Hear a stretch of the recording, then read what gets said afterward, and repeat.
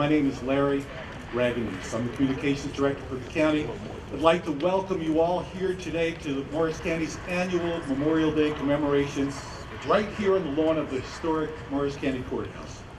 And we have refused to let Mother Nature do anything to us. Now, she's threatening, but she has a special place in her heart for veterans, obviously. Or Mr. Johansson, our guest speaker, knows her. So either way, we're in good shape. I'd like to acknowledge a few people who are here today. I look out to Assemblyman Michael Patrick Carroll, somewhere out there. Mike, wave your hand in the back. We have Morris County Prosecutor Fred Knapp, who's here. Fred. Morris County Sheriff James Gannon, somewhere in this crowd, way in the back. We have freeholders Doug Cabana, John Cicero, Tom Mastrangelo, Hank Lyon, Deborah Smith, County Administrator John Benani, somewhere hiding here. I'd also like to take a moment, that is, to thank people who have made this possible, who participate in this event every year and really make it work. Prosecutors Sergeant Nat Potter and Captain Robert McNally on bagpipes. Retired Morris County Veteran Services Officer Charles Jurgensen. Our friends at Picatinny Arsenal and their Marine Corps Color Guard. The fabulous kids at the Lakeview School in Denville who come with us every year. Larry Schilling's Buglers from America, or across America. Our old friend, the voice of Morris County, Joe Garifo. Morris County Sheriff's Department, all of you, thank you. Chris Walker and the county buildings and grounds crew who always make sure this event is up and running. And I'll tell you, they were out here early this morning and battling the elements and did a great job. Thank you, guys. Diane Ketchum, Susan Allard, Janet Donaldson, and Cindy Reuter from the Freeholders and Administrators Office for all of your help. So I thank you all for being here today. Thank you. Now, just a couple more words for me and I'll get out of the way. A few words about Memorial Day. For those of you who, like me, had forgotten, Memorial Day was originally called Decoration Day. It's a day of remembrance for those who have died in the service of the United States and for all who have served our country. The holiday was born out of the Civil War and was officially proclaimed on May 5th, 1868 by General John Logan, the National Commander of the Grand Army of the Republic. So I've learned something again today. Today here in Morris County, we continue that great tradition of honor. So thank you for being here. We'd like to start with the Pledge of Allegiance. I'd like to ask Morris County Superior Court assignment Judge Stuart Minkowitz, who served as a Judge Advocate General's Corps officer in both the Army Reserve and the New Jersey National Guard, to lead us in the Pledge of Allegiance. Judge Minkowitz.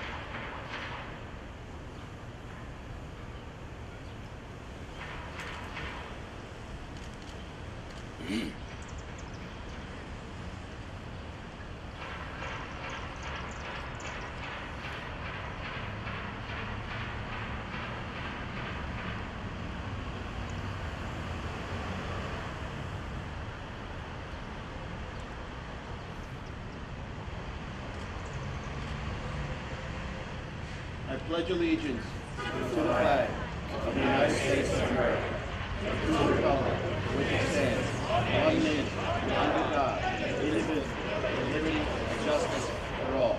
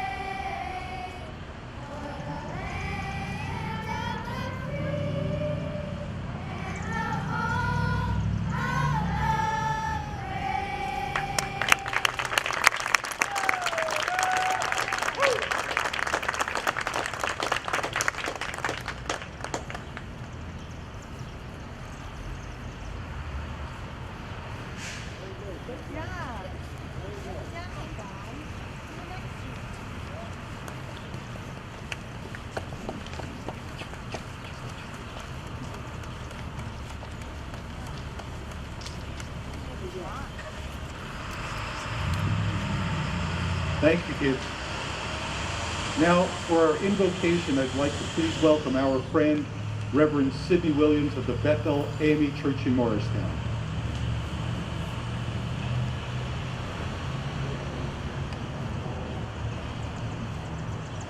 In the Gospel according to John, we hear these words in the 15th chapter and 13th verse. No greater love than this, for one to lay down his life for his friend. Today I come to give a prayer in the name of one who gave his life for all of us on the cross 2,000 years ago. Won't you take someone by the hand as we pray? All wise and eternal God, we thank you for those soldiers who gave a full measure on the battlefield where they sacrificed their life for our freedoms. We remember those who died here on domestic land as well as in foreign wars. We thank you for those assembled here today, mothers, fathers, grandparents, aunts, sisters, brothers, family members who still grieve the loss of loved ones. We thank you for Gold Star mothers.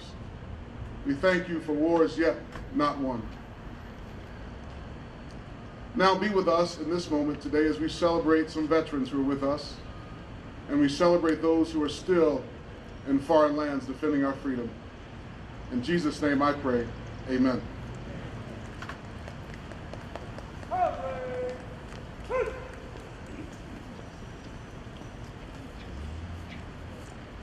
Thank you, Reverend. At this time, we'd like to remember two longtime friends of Morris County who passed away since we last met on this courthouse lawn for the 2016 Memorial Day event. Reverend Monsignor Patrick E. Brown, who did handle our 2016 invocation and was at many other county events over many decades, had passed away this year. Pat Zakreski, who for many years helped put this event together and was instrumental in awarding county medals to countless hundreds of veterans. Her husband of 46 years, Gary, is here today with her daughter Lisa and granddaughter Grace. They're with us today. And also, lastly, let's remember the victims of the terrorist attack this week in Manchester, England. So please, at this time, I'd ask for a moment of silence.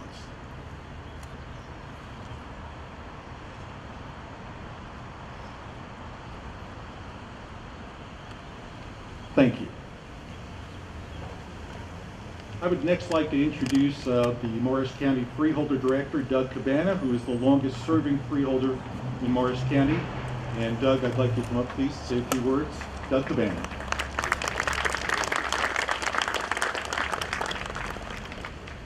Thank you, Larry. Good afternoon, ladies and gentlemen. I'd like to thank you for joining us today as we in Morris County honor those Americans who have served in the armed forces and those Americans who have given their lives while serving. President Harry Truman once said, "Our debt to the heroic men and valiant women in the service of our country can never be repaid.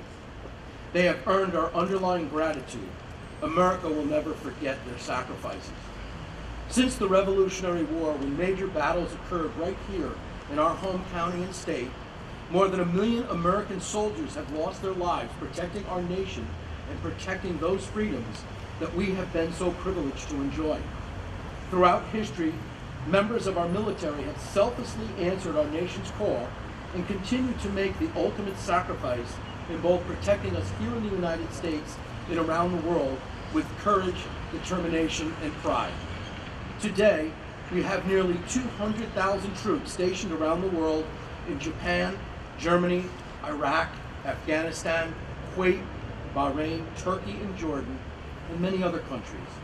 Their families are also making and have made great sacrifices protecting our liberty through their own personal losses and pain, and we owe them a great debt for all they have given as well. So today, we gather here to honor those members of the military who have left us too soon, to honor those who have served in our military forces and those who continue to serve.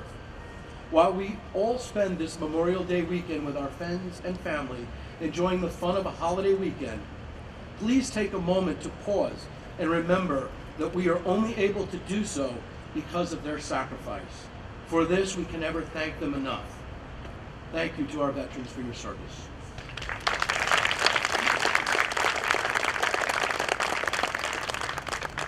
Thank you, Doug. Two people I forgot to mention who have done a lot of work in standing here anonymously. To my right are Sabrina Barta, Ken Brenzel, our veterans team. I'm so sorry I forgot you. Thank you so much. I was told his name is actually pronounced Hjalmar, correct? Hjalmar. With us today, we're honored to have as a guest speaker former U.S.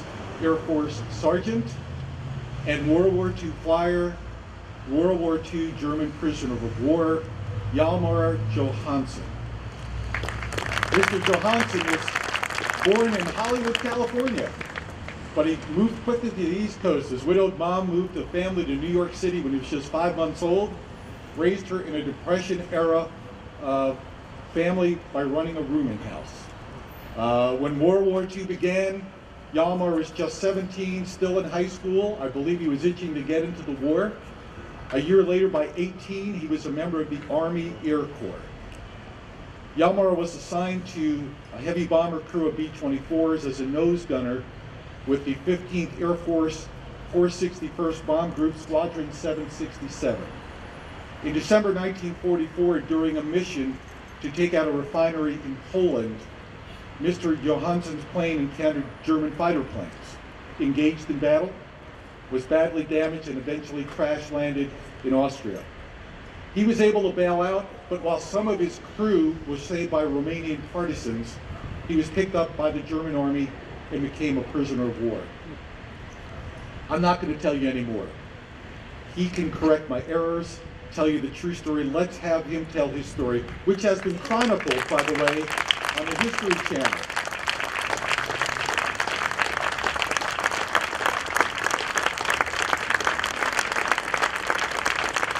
And I want to say one more thing about this man. He's a true American hero, one of the greatest generation, and we are proud that Mr. Johansson and his wife Mildred live right here in Morris County in Montville. Mr. Johansson.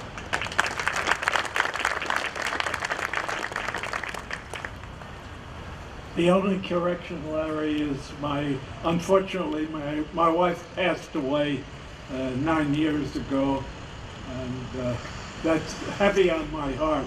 But anyway, thank you, Larry, and the rest of the crew, especially Ken and Sabrina, who arranged all of this. First thing I'd like to say is what Memorial Day is, what it's all about. To start with, it's not about sales of cars or hot dog eating contests or the beginning of the summer season. It's about something that's much more important than that. It's about so many brave men and women who passed away, and that we are here to honor them, their sacrifice. Just imagine if we didn't win World War II. I was in World War II. Imagine what you would be thinking about doing right at this moment. Instead of getting into your car, you might not have had a car because the Germans were in charge. Let's imagine that the Germans and the Japanese beat us, and we were all registered as alien enemy. And we wouldn't have a car probably to drive, and we wouldn't have a home. Instead, we would have a number and we would be restricted. So that's what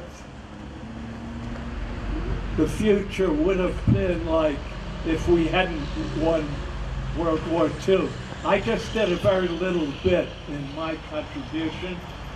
More was done to me than I did to anyone else. But let me just explain pretty quickly, because time is always of the essence. I'd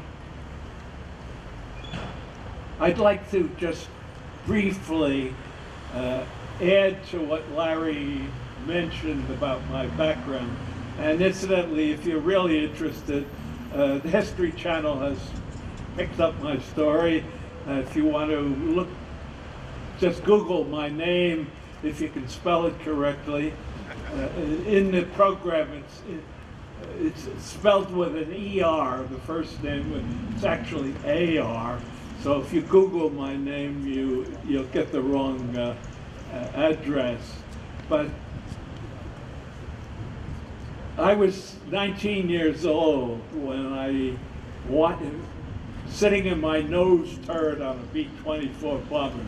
At that time, the B-24 bomber was the largest bomber in the heaviest bomber in the Air Force. Today, if you compared it to any of our regular jet airplanes, it was a pretty small animal. But at that time, it was top of the line. And it was bigger than the B-17, which got a lot of extra credit for it. So I set out from our base in Italy on December 17, 1944. And we gained altitude. The interesting part about B-24 was that it didn't have any heat inside it. So when you got up to altitude, the temperature inside the airplane dropped to about 40 degrees below zero. We did have heated suits that kept us warm unless they shorted out. And we're climbing up, heading for the target. It was a long flight from Italy, Cerignola, and we were flying in formation when, unfortunately for me and for my bomber, some anti-aircraft fire hit us on the right wing, blew a hole about that big in size, and immediately all the gasoline, that's where the gasoline was being stored, was flowing out, but right by a red-hot engine. We had 4 engines. Finally, one of the engines caught fire. Then the next engine caught fire. Now there were 2 of them on. We started to lose altitude. I thought to myself, I won't be going home in this plane.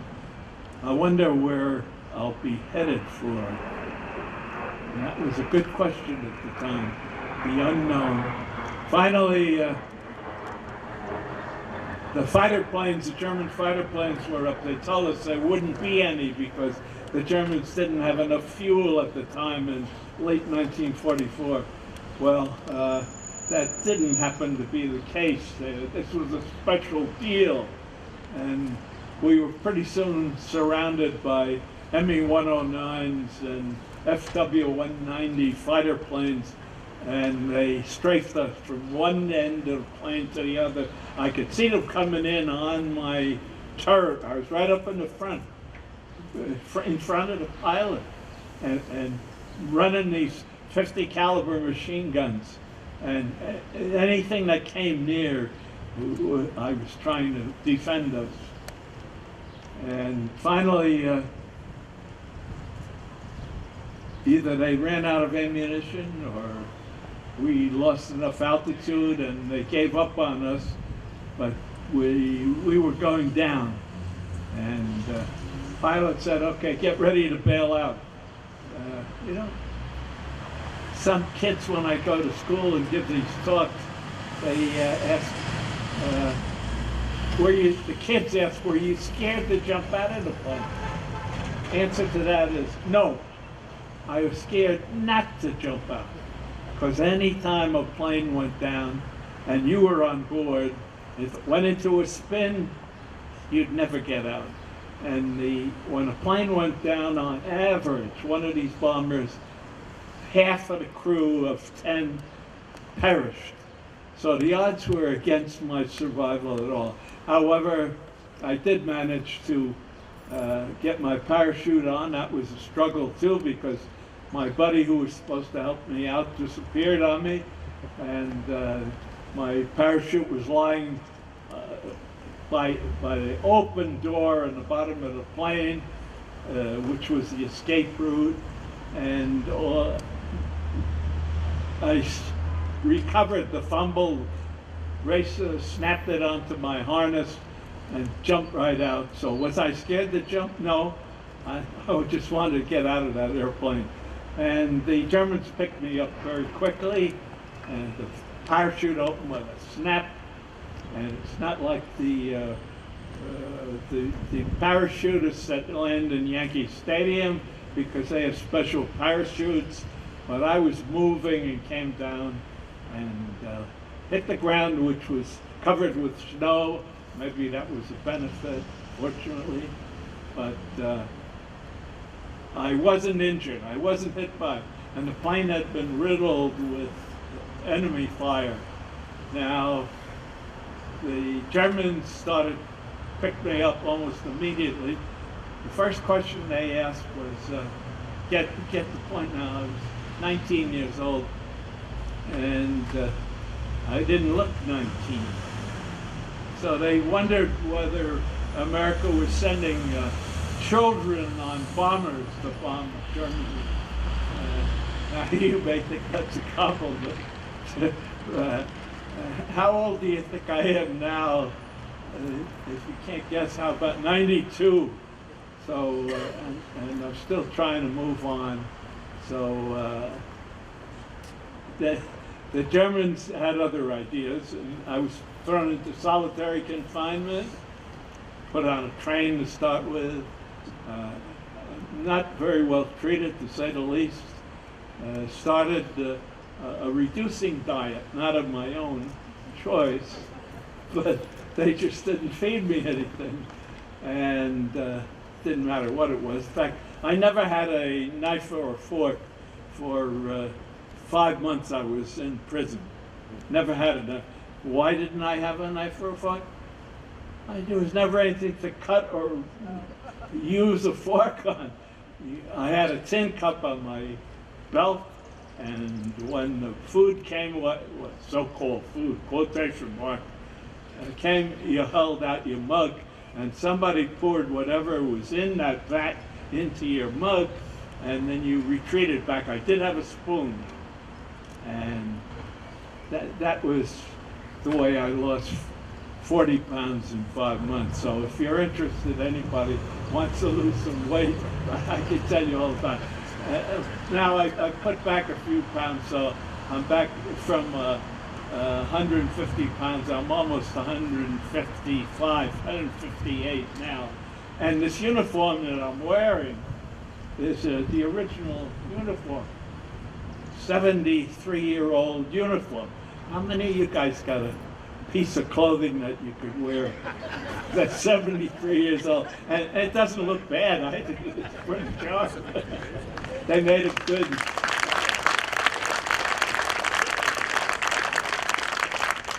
Of course, in between that time, in order to stay svelte, I did a little bit of running and a few other things, but that came to a halt. Now, let's get through the prison camp quickly, because time is a wasting, and you want to hear all the stories, I think. Most of the kids ask me, how did you get out? How did you get away from the Germans? Because they think like that movie, The Great Escape, with Steve McQueen, yeah. That was all Hollywood baloney. The only one that was fairly accurate movies was Stalag 17. I ended up in Stalag.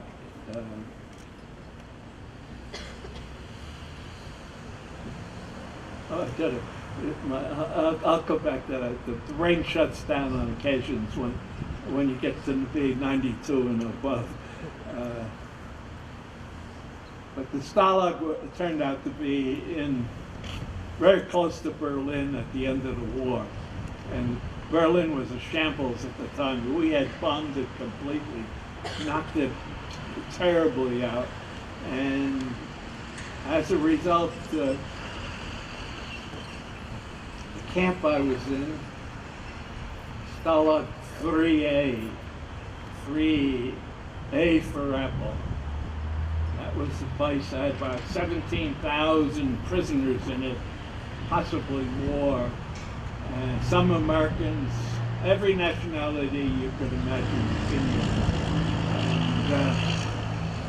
And, I had one shower in 5 months. I never changed my clothing. I said, why didn't you change your clothing? I only had one set of clothes. And if I washed it, this was winter time, and it was the coldest winter in, I don't know, 40 years. If I had washed my uniform, I'd be walking around in my altogether, and that would have been, I would have frozen stiff that way. So that clothing got close to me. It was also filled with residents that never left me. I was never lonesome at night when I hit the straw. We slept on straw, and the straw was filled with little critters that were looking for any sign of blood or anything else. And sure enough, there were lice and fleas and everything else. And if you settled down at night and tried to get to sleep, pull the threadbare blanket up over you, all of a sudden they were all coming to life. Those little guys looking for a meal, and I didn't have much store for them. Anyway, kids then asked the next question: how did you get out? How did you get released? Did the Germans just let you go completely? First of all, let me add, I didn't cover that. There were 10 of us on the bomber to start with. I was the nose gunner, right in the front. Saw all the planes coming in that were coming in on the nose. And, but there were 10 of us, and we all survived that particular problem, that going down. I tried to look them all up after the war and discovered that some of them had passed away. By this time now, after so many years had passed, I'm the only survivor of that 10-man crew. And I'm trying to stay alive for a few more years anyway. And I'm going for 100 actually. So. Oh yeah, 8 more to go. And as long as people are interested, I'll tell them my story. Okay, so how did I get out of it? Well, if you remember your history, the Battle of Berlin was, the Russians were coming from the east. Americans, Patton and Marshall and the other Americans from the west. And there was one way I knew exactly where they were. How was that possible? We had a clandestine radio, and believe me, that saved my life more than once, just knowing that it was there. Because some guy had, some prisoner who had 24 hours a day with nothing to do, but he had in his head some ideas. And he constructed a little radio, and they bribed the guards. Some of the guards in the prison camp were so old, Germans, that they were too old for World War I. So you can imagine how old they were. And they didn't beat me or mistreat me. They didn't treat me with kid gloves or bring me a birthday cake with candles on it either, but at least they left me alone. And now, where was I? I was running off a track here. Oh yeah, the radio. Yeah, that was a marvelous bit. I didn't know about it at the time, except that I knew every night at a certain time from the British compound, which was adjacent to the American compound. They separated us by nationalities. that a little missile would come over and a guy would be waiting for it in a certain place. He'd catch it, and inside it was a little piece of paper. And then we'd say, okay, he's going to come in, and we assembled all the guys in the barrack. My barrack, there were 144 guys in a pretty small room, which was good because there was no heat in the barrack anyway, and we just, animal heat kept us a little bit warm. But then we could sit down, we called it humorously the fairy tales, because we didn't want the Germans to know that we had a radio contact, because there would be hell to pay if they found that. And they never did find it. And I only knew about it because I read a book by a guy who had been a prisoner there and who knew all about where the radio was and where it was hidden. And I said to myself, I'm going to just relax as much as I can. Where was I going to go anyway? I didn't speak German.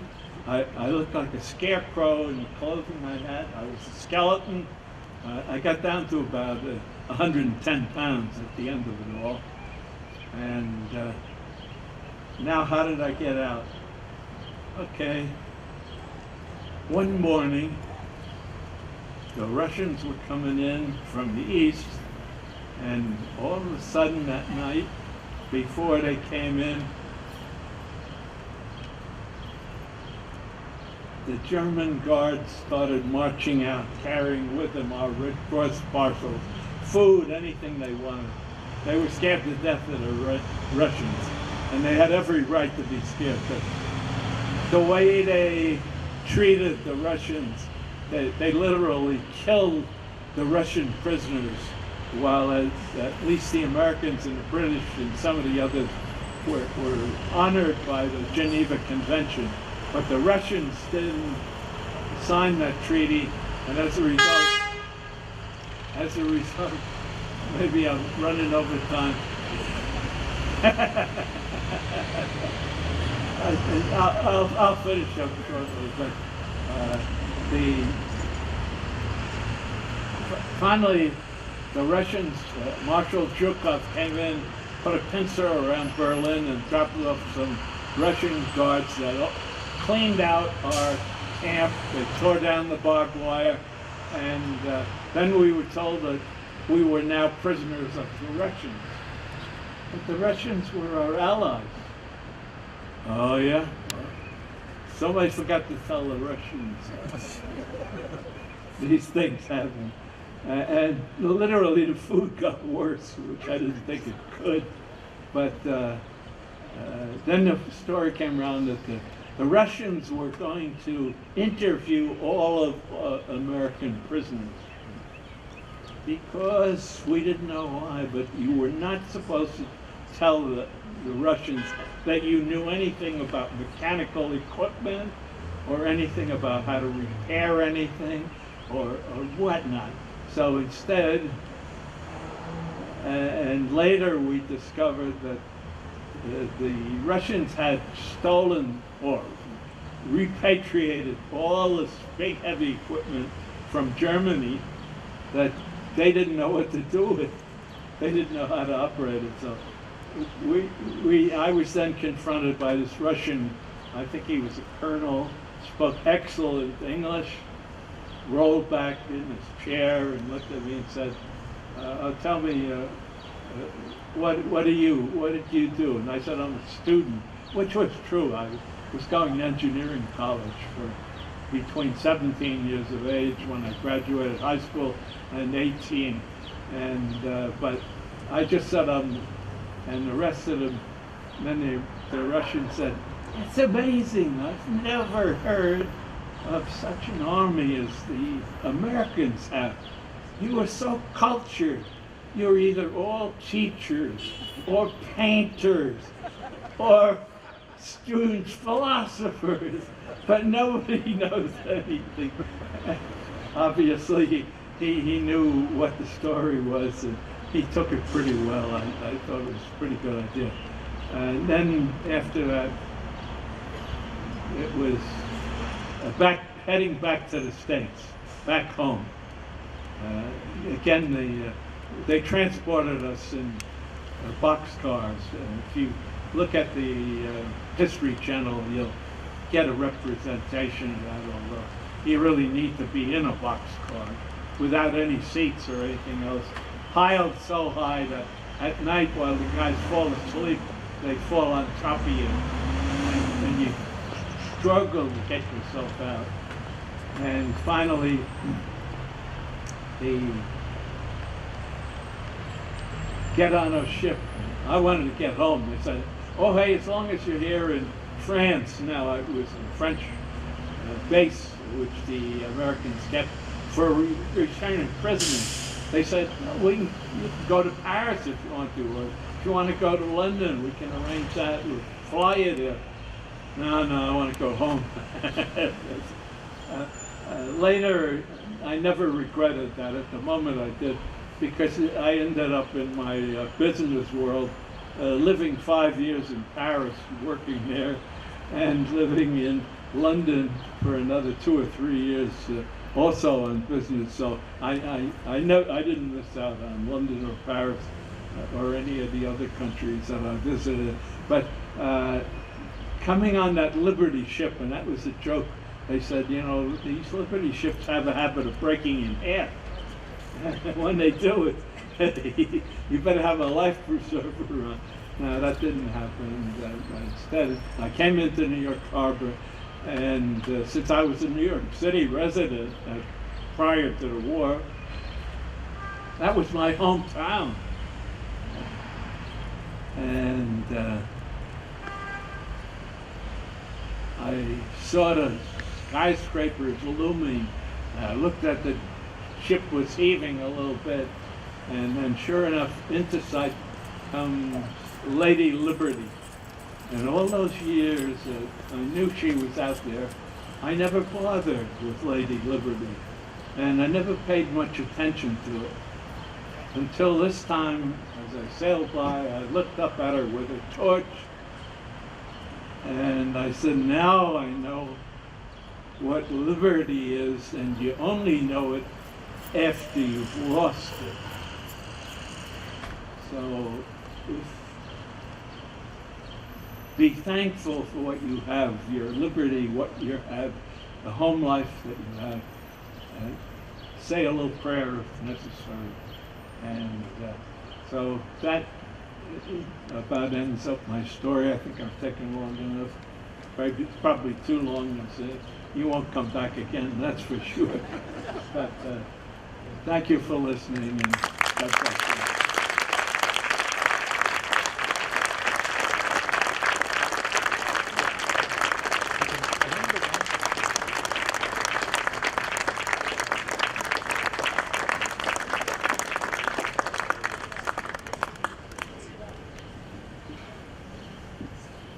Thank you so much, Mr. Johansson. Thank you. At this time, I would like to ask Morris County's longtime communications director, who hosted some of these events for some 3 decades prior to his 2015 retirement, to take over. Mr. Joe Garrigo. Joe?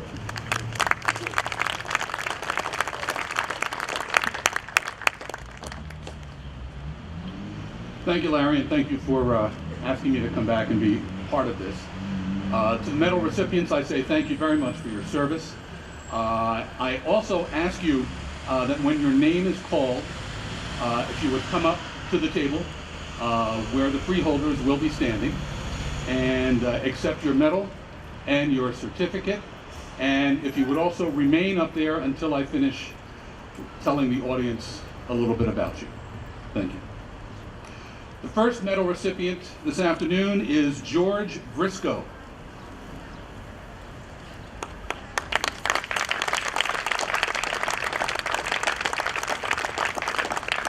George Brisco served as a seaman in the United States Navy from July 2001 to September 2004 during Operation Iraqi Freedom. He completed various naval operations and deployed in support of the war in March 2003. He is a recipient of the Battle Effectiveness Award, commonly known as the Battle E-Ribbon, as well as the National Defense Service Medal, the Global War on Terrorism Expeditionary Medal, as well as a letter of commendation. Mr. Brisco resides in Bud Lake. He is employed by the United States Postal Service. He's a 2013 graduate of Centenary University with a bachelor's degree in Global Security Studies. He's now pursuing a certificate in certification in cybersecurity with the goal of furthering a career in the information technology field. George Brisco.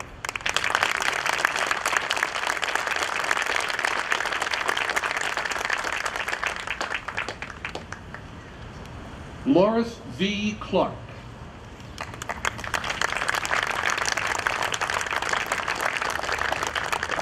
Loris Clark served in the U.S. Army from April 1992 to April 1995 during the Gulf War. She completed her duty assignment in the 89th Transportation Company. She was awarded the National Defense Service Medal, the Army Service Ribbon, the Overseas Service Ribbon, a Grenade Sharpshooter Marksmanship Badge, and a Marksmanship Badge for the M16 rifle. After separation from the military, she cared full-time for her ailing mother until her mom passed away. Ms. Clark then began working as a medical assistant performing clerical tasks.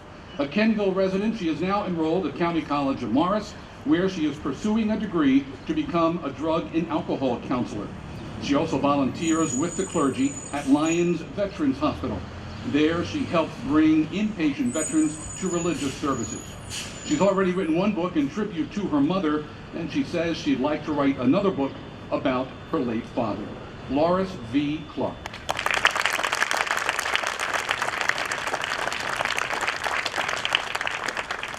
Louis Bodian.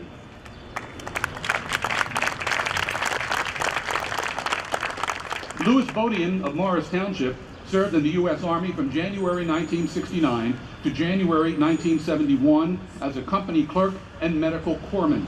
He completed basic training at Fort Knox and advanced training at Fort Sam Houston and Fort Rucker. His deployment was to the demilitarized zone between North and South Korea. He received the Marksman Qualification Badge for the M14 rifle and was awarded the National Defense Service Medal and the Armed Forces Expeditionary Medal. After his military service, Mr. Bodian worked in healthcare, finance, and administration for 45 years, including 20 years at Horizon Blue Cross Blue Shield and 5 years with New Jersey Medicaid. And as a medical practice administrator, he taught graduate students for 13 years. He now works part-time for Homeless Solutions.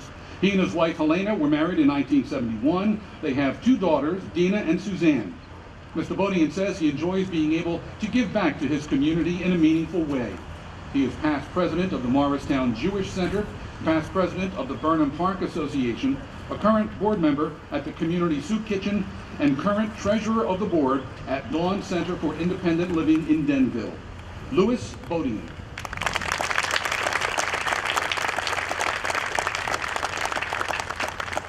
Eugene F. Lemoncelli.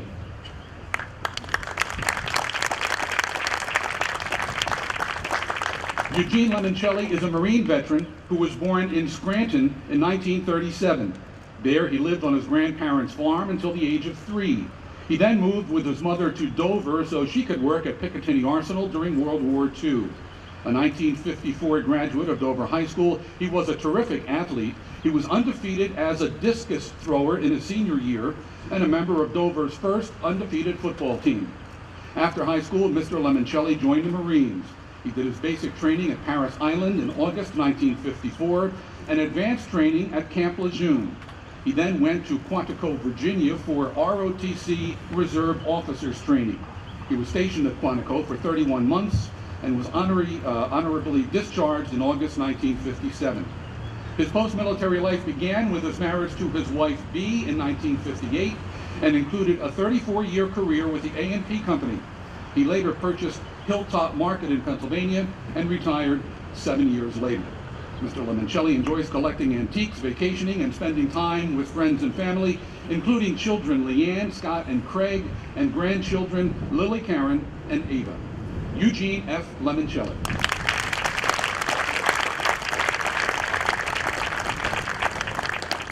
Kenneth W. Gorman.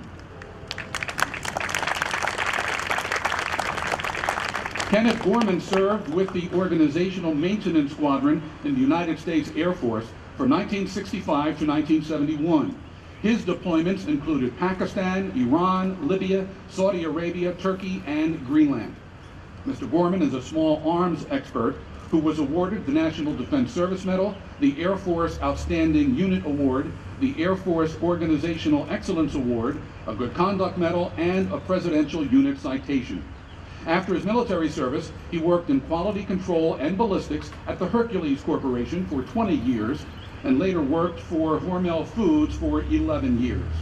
The son of William and Viola, Kenneth married his wife Catherine in 1976.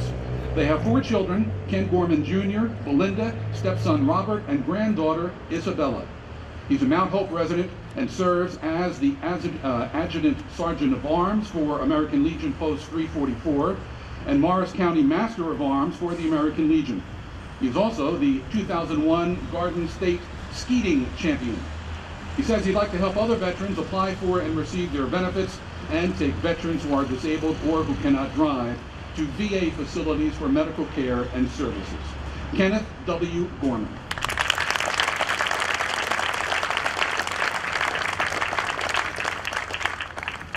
Christopher T. Orr.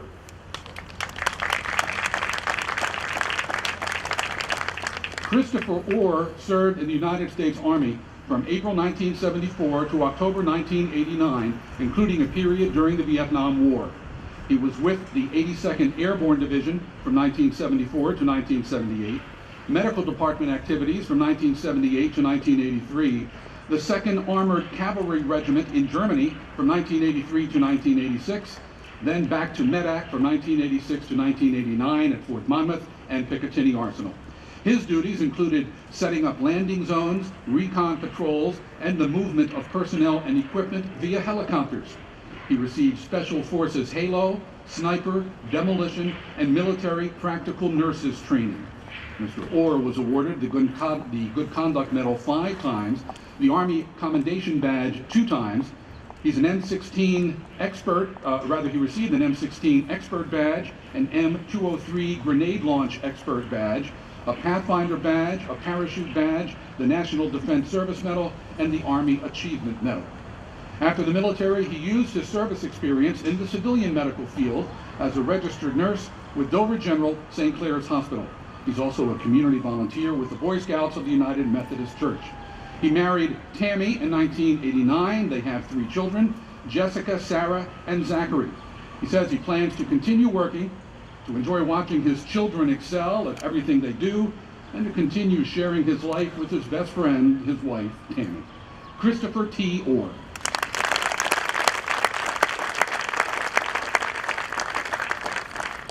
Paul Vico.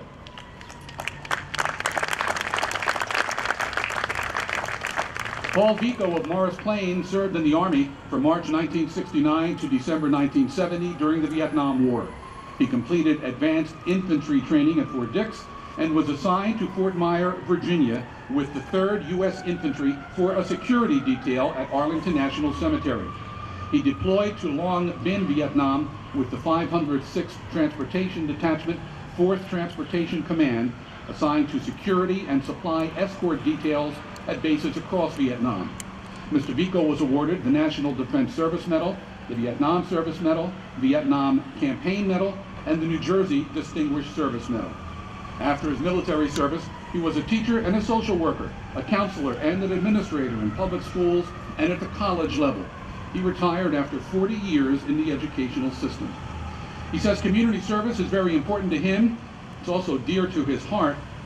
He suffered heart failure due to exposure to Agent Orange in Vietnam and received a heart transplant in 2015. He now volunteers at the Sharing Network, an organization that coordinates transplants throughout New Jersey. He also volunteers at Health Hearts at Beth Israel Hospital. He married his wife Marion in 1973. They have 2 children, Gregory Vico and Stephanie Di Costanzo. They also have 5 grandchildren, Sophia, Nicholas, Gregory Jr., Ava, and Ella. He enjoys his wonderful family and focuses on each day with love. Mr. Vico likes to give back to organizations and to people that have given the gift of life to so many. He says he respects and honors his heart donor and family by demonstrating compassion and understanding to those who need support. Paul Vico.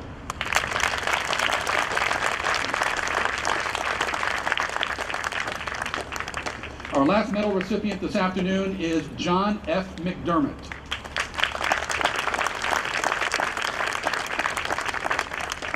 John McDermott served in the United States Army from July 1946 to November 1947 at the conclusion of World War II, when he was deployed to Japan and served with the 21st Infantry. He was awarded the World War II Victory Medal and the Army of Occupation Medal for Japan. Before he joined the Army, Mr. McDermott completed 1 year of pre-medical education at Seton Hall. He completed those studies when he returned home. He earned a Bachelor of Arts degree and also majored in business. After the military, Mr. McDermott of Denville was employed by Eberhard and later by Bendix. He also worked in real estate sales and as a limo driver. His parents were Alice Allworth and John McDermott Sr., who was a freight foreman for the Pennsylvania Railroad. He has a twin sister and 4 children: John McDermott III, Ingrid Lebrecht, Matthew McDermott, and Ellerine Pickens. He also has 6 grandchildren and 4 great-grandchildren. His wife Ruth passed away in 2001.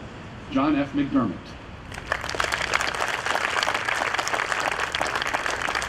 Now, as a special addition to our ceremony, we have the great honor of presenting Mr. McDermott with 2 other medals he earned for his service to our nation, but never received.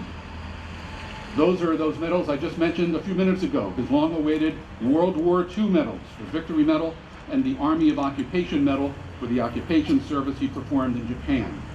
Mr. McDermott has long been authorized to wear these medals, but with the help of his family, he is receiving them for the first time this afternoon. I'd like to ask his fellow World War II veteran, Hjalmer Johansson, to come up and present those medals to Army veteran John F. McDermott.